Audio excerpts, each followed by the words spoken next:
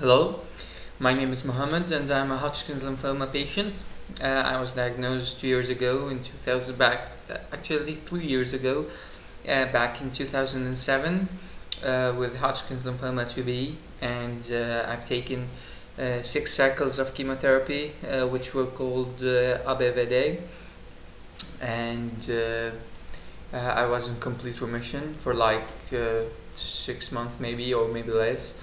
And when I had my PET CT scan, it showed that there are three foci, or three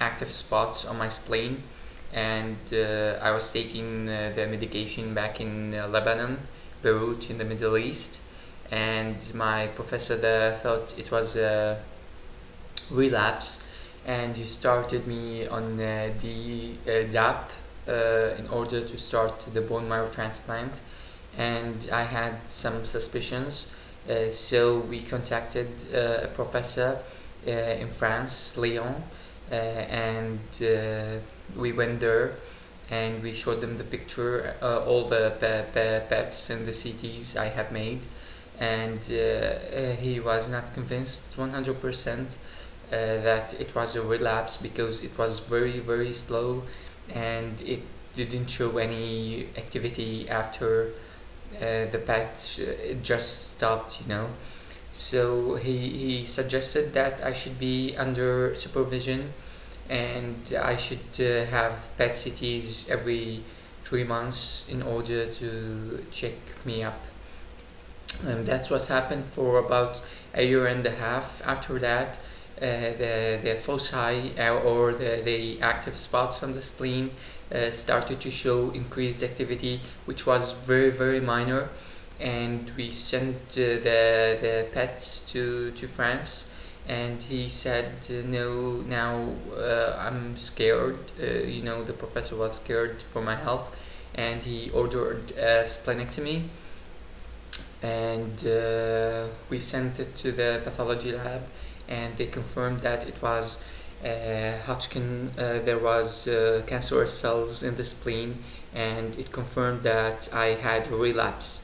So we started the bone marrow transplant procedure, which is composed of 3 rounds of chemo, which are called MIND protocol, and I've taken them for starting from April. I took the first round here in France, and the 2 rounds in Beirut, and now I'm back in France to take the final dose, which is called the BIM protocol. Actually, they have taken the stem cells previously when I was in France, not in this April, but a year and a half ago they took the bone marrow cells, and they were okay, and so it's like the biggest procedure in the whole treatment. So I am on the safe side, and they were okay, and I don't have the host rejection or something. I don't know what they call it. So I'm safer than other patients, I guess. So these videos are just to give you an idea what you are going to experience. I started the BIM protocol like 3 days ago. They made a lot of blood tests, and they did a sonogram for my heart, and they made they checked my teeth and my larynx, nose and ears, and it was okay, because if you have an infection they have to delay it until it is treated, and I was cleared. So they started with chemo, and to be honest with you, the nausea is very frustrating, and through the MIND protocol I experienced mouth sores, and they told me that now in the BIM protocol, which I'm taking now, I'm going to experience the same mouth sores, or maybe even worse. So I might not be able to communicate with you in the upcoming days or the next week.